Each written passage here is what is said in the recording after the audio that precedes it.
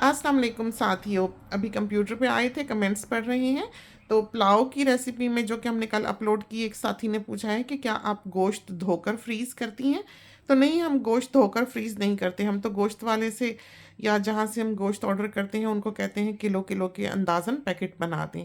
और मोस्टली दस्ती का गोश्त जो है वो हम पसंद करते हैं क्योंकि उसमें जायका होता है।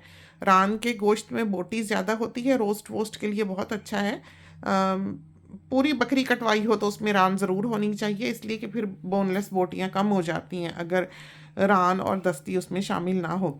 लेकिन अगर आपने आलू गोश्त वगैरह बनाना है तो चाँप और दस्ती जो है, समझो दस्ती का मतलब ये है कि अगला चौथा हिस्सा, वो सबसे मज़ेदार गोश्त होता है बकरी का। जो रान का होता है वो ज़्यादा मीठी होता है और वो ड्राई होता है।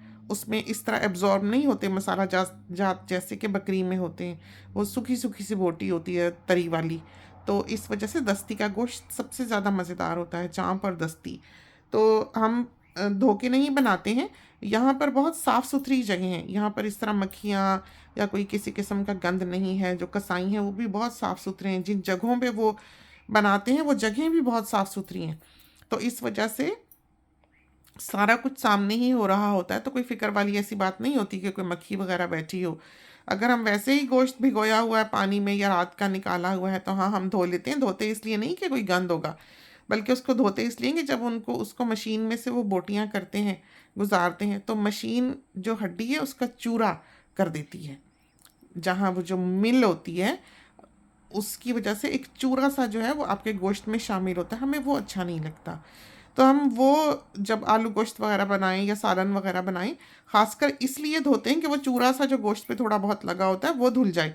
इसलिए नहीं कि वो गंदा है तो वो धुल जाए। तो गंद के क्या कहने, पाकिस्तान में आप हाल देखें, साथ ही पूछते हैं कीमा जो है आप धोती नहीं, तो वहाँ तो मक्खियाँ पीसी होंगी बीच में। बकरे के जो बाहर लटके होते हैं काले हुए होते हैं मक्खियों से, और वो खा खू लेते हैं सब धो धा के, तो वो मक्खियाँ पता नहीं क्या क्या डंग मार के गई होती हैं।